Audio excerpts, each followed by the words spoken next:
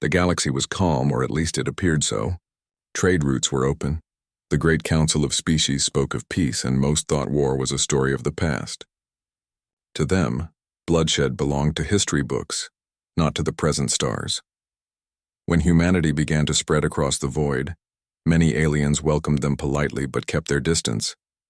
Humans were new, young, and curious. They planted colonies on empty worlds that no one else wanted. They built cities under harsh skies. They carved homes into deserts, and they laughed at storms that would have broken other species. To outsiders, this strange new race seemed weak, too emotional, too soft, too friendly. The Council of Elder Species often described them as children of the galaxy, a race still learning, still crawling among giants. Humans were easy to underestimate, but not everyone saw them as harmless. Far beyond the safe borders of the Council lay the Cathari Empire, a race of scaled raiders with claws sharp as blades and eyes that glowed like burning coals. For centuries, the Cathari had survived by conquest. They did not farm. They did not build, they took. And when their warlords looked toward the human colonies, they saw not settlers but prey. New Dawn was the name of one such colony. It was young, barely 15 years old. Families had worked together to tame its wild lands. There were schools, markets, farms, and a small spaceport that connected it to the greater human worlds. At night, the skies above New Dawn glowed with 2 silver moons, and people dreamed of a future full of peace. That peace ended in fire. The Cathari came in the night. Their ships slipped through the sky like shadows. The alarm sounded too late. Defenses were weak, for the colony was not built for war. The first blasts burned through the spaceport, tearing apart ships filled with fleeing civilians. Then the ground assault began. Flames swallowed the towns. Screams filled the air. Families ran, clutching their children, searching for safety where none could be found. Human militia, armed with little more than rifles and courage, stood against armored beasts that towered over them. They fought bravely, but bravery was not enough. The Cathari warlord laughed as he walked through the burning streets. To him, it was just another raid. He ordered his soldiers to take prisoners, strong ones for labor, young ones for training, and the rest for amusement. To the Cathari, this was nothing unusual, but among the smoke and blood, a single message was sent. A desperate call for help, broadcast into the void before the transmitters were destroyed. It carried across the stars, reaching Earth and every human world. New Dawn, under attack. They are burning everything. Please, help us. For God's sake, help us. Then silence. On Earth, in the great chambers of government, leaders listened in horror. Across the colonies, families wept as the last words of their loved ones echoed across screens. Soldiers clenched their fists. Children asked why monsters had taken their parents. The galaxy thought humanity would do what others had done: weep, beg the Council for aid, and accept the loss. After all, it was just one colony among many. To the Council, it was a tragedy, yes, but not a reason to ignite war. But humanity was not like the others. The silence of mourning was only the beginning. Beneath that silence, something older was awakening, something buried deep in their history, forged in the fire of countless wars. Humanity came from a world that never gave them peace, a world of storms and predators where survival was earned, never given. The Cathari thought they had crushed weak settlers. Instead, they had awakened something far more dangerous. The beasts were stirring. And soon the galaxy would learn what it meant to attack a human colony. When the last signal from New Dawn reached Earth, the world fell into silence. Across the continents, cities that were once alive with music and laughter grew heavy with grief. The images of burning towns, the desperate cries for help, and the sudden silence at the end, they played again and again on every screen. In homes, families gathered close, holding one another as tears flowed. Mothers wept for children taken. Fathers clenched their fists in helpless rage. Children sat quietly, too young to understand, yet old enough to feel the weight of loss. On the colonies, it was no different. From Mars to Europa, from the stations orbiting Saturn to the far mining worlds, people paused their work to mourn. The humans who had spread so far into the stars now felt the pain of being struck for the first time. The galaxy thought that was the end. Many alien governments whispered among themselves, believing humanity would beg for help. They thought humans would cry out to the Council, pleading for protection under treaties and promises. To the old races, this was how the young always behaved: weak, afraid, dependent. But humans did not beg. Instead, they grieved. In silence, they lit candles for the lost. They carved the names of the dead into stone walls so that none would be forgotten. They stood together in town squares and space stations, heads bowed, voices quiet. The silence lasted days, then weeks. But inside that silence, something was changing. Humanity had always carried two faces. One was the gentle dreamer, who built cities of light and reached for the stars. The other was the beast of survival, born from a planet of storms, famine, and endless struggle. For centuries, humans had learned to control the beast, to keep it sleeping beneath kindness and hope. Now, that beast was stirring. Soldiers who had retired to peaceful lives returned to the barracks, demanding weapons. Engineers who had built machines for farming turned their designs toward warships. Miners who dug for metals began offering their strength to forge armor and ammunition. Everywhere, volunteers filled the recruitment halls. Young and old, rich and poor, men and women, all stepped forward. Some had never held a weapon before, but their voices carried the same fire. We will not let this happen again. Old generals were called back into service. They stood before crowds, their voices deep with memory. "You think we are weak?" one of them asked during a broadcast. "Then you have forgotten where we came from. We are the children of Earth, the death world.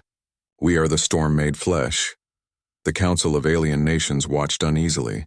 They remembered old human history, tales of wars so brutal they reshaped continents. The humans had promised those days were over. But now, as they saw shipyards working without rest, as fleets of steel grew larger each day, the galaxy began to feel something it had not felt in centuries: fear. For humans did not prepare for defense. They prepared for vengeance. The survivors of New Dawn spread across human space, telling their stories. They spoke of how the Ketheri raiders laughed as they burned homes. They told of how children were dragged into cages, how the skies turned red with fire. Their voices carried across broadcasts, and each word was like fuel poured into the growing fire of human rage. The Ketheri had thought they had taken slaves. Instead, they had awakened predators who did not forget. Predators who had carried war in their blood since the dawn of their kind. On Earth, one soldier wrote in his journal before joining the fleet, "We are a kind people. We love, we build, we dream. But if you harm our children, if you burn our homes, you will see the other side of us. The beast side. The side that will not rest until justice is done." The galaxy did not yet understand what was coming. They thought humanity would protest and then settle back into peace. But they were wrong. The silence before the storm had ended, and the storm itself was now on its way. Human shipyards blazed with light across the system. Factories that once built farming machines now forged tanks, rifles, and armor. Orbital docks that once crafted exploration vessels now shaped battleships, each one larger and deadlier than the last. The stars above Earth flickered with the movement of thousands of ships like a swarm preparing to strike. It was as if humanity had changed overnight. But in truth, this change was not new. It was only a return to what had always lived in their blood. Old generals, their hair gray and their eyes scarred by memory, came back from retirement. They studied maps, drew up strategies, and taught the young the old lessons of war. Admirals who had once commanded peaceful exploration fleets now commanded dreadnoughts armed with weapons strong enough to tear planets apart. One of them, Admiral Reeve, spoke before a crowd of recruits. His voice carried across the halls, sharp and full of fire. "They thought we were children of the stars. They thought we were soft. But we are not children. We are survivors of Earth. We are the beasts that storms could not kill, and when they took New Dawn, they awakened us." The recruits roared in answer. Men and women who had once worked as miners, engineers, farmers, and teachers now stood as soldiers ready to fight. Some still had tears in their eyes, but their grief had hardened into something unbreakable. The survivors of New Dawn traveled from world to world, their stories broadcast everywhere.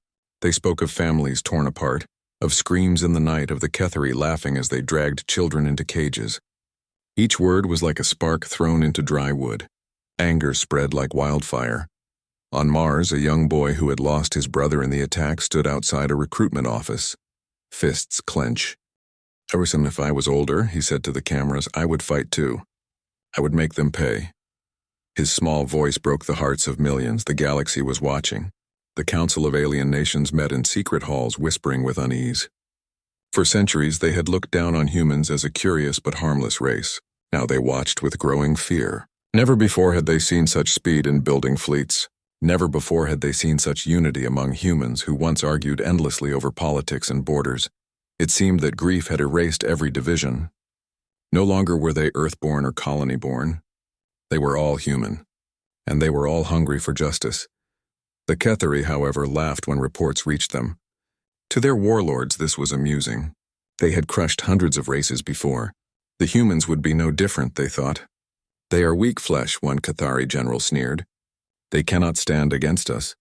But deep inside, some Kethari commanders felt unease. They had seen how the humans fought even when hopeless. On New Dawn, small bands of militia had fought with nothing but rifles against armored beasts, refusing to surrender until the last man fell. Those memories did not fade easily. Meanwhile, human scientists worked with frightening speed. They revived old projects that had been locked away for being too dangerous. New weapons were designed, tested, and loaded onto ships. Rumors spread of rail cannons that could split a battleship in half with one shot, of plasma bombs that could wipe out entire fleets. The Council warned humanity to slow down, to think carefully, to avoid starting a war that might burn the galaxy. But humans did not listen. The time for listening was over. In every city, murals were painted of New Dawn, showing flames in the sky and the faces of the lost. Children left flowers at statues of fallen soldiers. Across every screen, a single phrase began to appear, whispered like a prayer, shouted like a promise, never again. The beasts were awake now. The Kethari thought they had won a victory, but what they had truly done was call forth an enemy the galaxy had not seen in ages. The storm was not coming. The storm was here. Above Earth, the sky looked like a sea of steel. Dreadnoughts, cruisers, and carriers hovered in formation, their hulls gleaming in the sunlight. Smaller ships darted between them like sparks in a storm. The human fleet had never been so large, never been so prepared. When the order came, they did not hesitate. The engines roared, and the fleet leapt into the void. Their destination was not unknown. Their destination was the Kethari. The first target was a stronghold on the edge of Kethari space. For years, it had been used as a raiding base, a place from where warlords launched their attacks on weaker worlds. Its towers of black stone rose high above the barren planet, guarded by orbital defenses and fleets of warships. The Kethari thought it was untouchable. They were wrong. The humans did not creep in. They stormed in like thunder. The moment their ships entered the system, the sky lit with fire. Rail cannons split Kethari cruisers in half. Torpedoes streaked across the void, tearing apart stations that had stood for decades. Human ships moved with deadly precision, every maneuver drilled and practiced. The Kethari defenders scrambled, roaring with fury. Their ships were fierce and their weapons strong, but against the human storm they were like dry leaves in a hurricane. On the ground, human marines descended. They landed in drop pods that screamed through the atmosphere, hitting the surface like falling meteors. The doors blew open and soldiers surged out with rifles blazing. The Kethari warriors met them with claws and blades, their roars shaking the air. But the humans did not flinch. They fought like creatures possessed, eyes burning with grief and rage. Every step forward was taken with memories of New Dawn burning in their hearts. One Marine, Corporal Hayes, was heard shouting through the comms as he charged into battle, "For New Dawn!" And the cry spread. Thousands of voices echoed it. "For New Dawn!" The Kethari had never faced such fury. Humans fought even when wounded. They refused to retreat, refused to surrender. If one fell, another rose. If a squad was surrounded, they fought until none were left standing, taking their enemies with them. Within hours, the stronghold fell. The black towers crumbled and the banners of the Kethari were torn down. In their place, the human flag was raised, fluttering in the smoke-filled sky. The galaxy watched in silence as reports spread. The council chambers were filled with whispers. Never before had humans shown such power. Never before had they fought with such unity. To many it was shocking. To the Kethari it was terrifying. One Kethari warlord, upon hearing of the loss, slammed his clawed hand against the table and snarled, "They are not prey. They are predators." But by then it was too late. The humans were not stopping. Fleet after fleet launched into Kethari space, tearing through defenses like fire through dry wood. Every outpost that had once been used to enslave others was burned to ash. Every prison was opened, every captive freed. The galaxy began to understand. This was not war for territory. This was war for justice. This was war for the lost children of New Dawn. The Cathari had thought they were raiding a weak colony. They had thought they could laugh and move on, but they had awakened something ancient in humanity, something that would not stop until the last Cathari banner was ashes in the wind. And so the first strike was complete. The storm had arrived, and it was only just beginning. The fall of the Cathari stronghold was not just a victory. It was a message. Across the galaxy, the news spread like fire. Broadcasts replayed the battle again and again. Human ships cutting through enemy fleets, soldiers fighting with unstoppable fury, and the banner of humanity raised over the ruins of the Cathari fortress. For centuries, the galaxy had seen wars, but this was different. Other species fought for wealth, for territory, for pride. The humans fought for something far deeper, for the memory of their dead, for the children taken, for the colony burned to ash. And that kind of war was terrifying. Stories poured in from survivors of the human attacks. Cathari soldiers described enemies who refused to fall, who kept fighting even when blood poured from their wounds. One shaken commander was recorded whispering, "They are not men. They are beasts wrapped in human skin." And slowly, fear began to spread. In the markets of neutral worlds, traders spoke in hushed voices about the humans. Some had once mocked them as soft newcomers, too emotional to survive in the cold galaxy. Now those same traders warned their children never to provoke a human. On distant colonies, people painted human soldiers as legends. They told tales of men and women who fought like fire itself, who carried the names of their dead into battle, who struck like storms and never retreated. The word spread, "Do not awaken the beasts of Earth." The Council of Elder Races grew nervous. They had always believed they could control humanity with treaties and words. But now they saw a power rising beyond their grasp. In secret halls they whispered, "If humanity does not stop, they will become unstoppable." But humanity had no intention of stopping. The fleets kept moving forward, tearing into Cathari space. Every raid base was destroyed, every prison opened. For the first time in their history, the Cathari were not the hunters, they were the hunted. Panic grew in the Cathari High Council. Their warlords roared at one another, arguing and blaming. Some demanded more fleets to strike back. Others shouted for retreat. None of them could agree, for all of them were afraid. One Cathari general slammed his claws on the table and cried out, "We thought them prey, but they are predators born from a death world. If we do not stop them now, we are finished." But it was already too late. Humanity's anger was not a fire that could be put out quickly. It was a storm that grew with every victory. For each soldier who fell, 10 more joined. For every ship destroyed, another was built. The memory of New Dawn lived in the heart of every fighter, and that memory burned brighter than fear. Meanwhile, in human homes across Earth and the colonies, families watched the war unfold. They saw their soldiers strike back. They saw enemies fall before them. And though grief still lingered, something else grew, a pride fierce and unshakable. Children drew pictures of soldiers raising flags on broken Cathari towers. Old men and women prayed for victory, their eyes wet with both sorrow and hope. Humanity had been wounded, but instead of breaking, they had become stronger. The galaxy had expected them to beg for mercy. Instead, they showed their teeth, and soon the message was clear. You could trade with humanity, you could laugh with humanity, you could live in peace with humanity. But if you dared harm their children, if you dared burn their homes, then you would see another face. The face of the beasts that Earth had forged through fire, storm, and endless struggle. The Cathari had seen that face, and the galaxy was beginning to fear it. The Cathari had thought they knew war. They had conquered dozens of races before, enslaved thousands of worlds, and burned countless cities. They believed they understood fear, but they had never faced humanity unleashed. When the human fleets appeared above the Cathari homeworld, the skies themselves seemed to tremble. Hundreds of dreadnoughts formed a wall of steel, their weapons glowing like suns. Carriers opened their bays, releasing swarms of fighters that streaked through the blackness like sparks of fire. For a moment, the Cathari people looked up and felt the same dread their victims had once felt. The hunters had become the hunted. The battle began without hesitation. Human cannons roared, tearing apart defense platforms that had guarded the planet for centuries.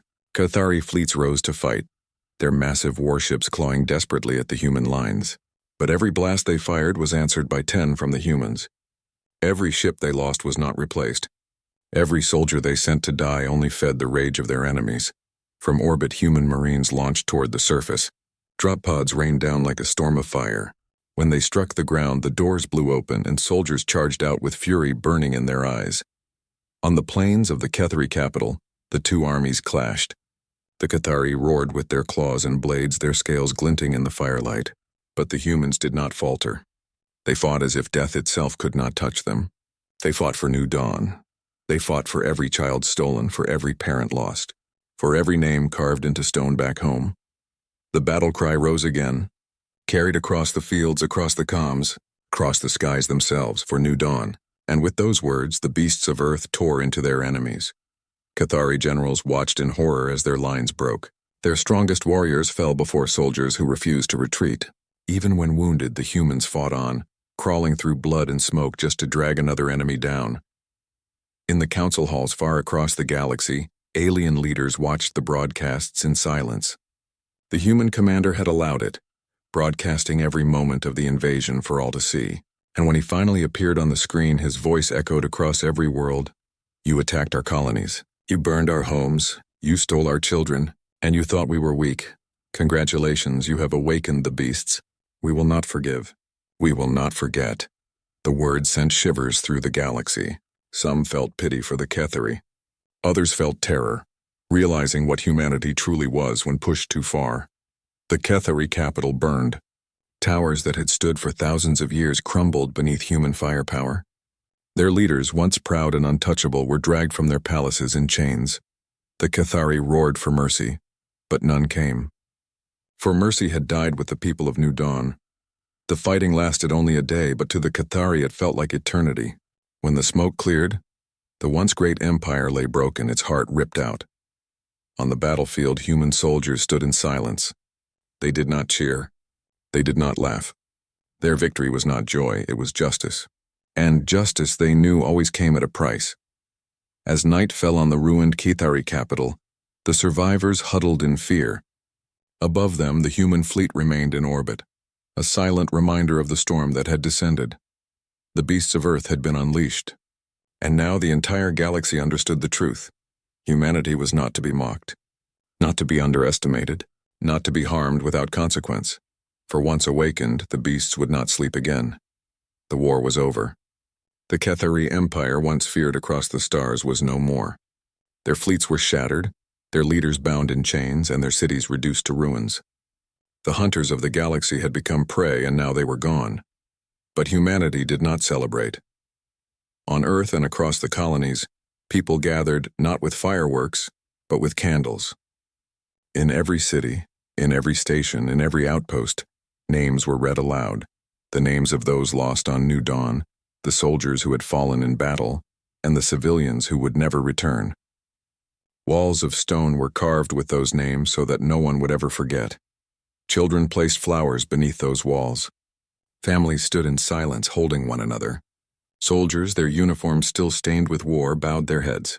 Humanity had won, but the victory was heavy, because for them this was never about conquest. It was never about glory. It was about justice. It was about the voices that had cried out from New Dawn and been silenced by fire. The galaxy watched with unease. Many expected humans to rise as conquerors, to demand new empires, to take the place of the Kethari. But humanity did not. Instead, they rebuilt. They returned to their colonies, helping survivors, repairing cities, and planting crops on lands scarred by war. They mourned, but they also healed. And that made the galaxy fear them even more, for it showed that their fury was not endless, but it could return if provoked again. In the great chamber of the Galactic Council, a human envoy stood before the gathered races. His face was stern, his voice calm, but his words carried like thunder. We are not conquerors. We do not seek to rule you. We do not desire your worlds. We desire only peace. But know this, if you touch our colonies, if you harm our families, if you dare awaken the beasts again, then we will rise once more. And when we rise, we will not stop until justice is done. Silence filled the chamber. Not one alien leader spoke, for in their hearts they knew the warning was true. The galaxy had seen the two faces of humanity, the dreamers who laughed, built, and shared, and the beasts who fought like storms, who carried the weight of grief as a weapon, who would burn the skies for their children. From that day forward, no one touched a human colony. Pirates avoided their routes. Warlords steered clear of their borders. Even the proudest empires thought twice before speaking against them.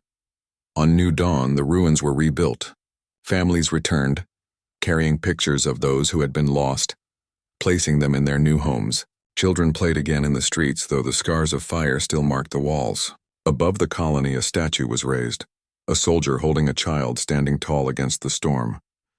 At its base, a single phrase was carved, "Never again." The galaxy whispered of humanity.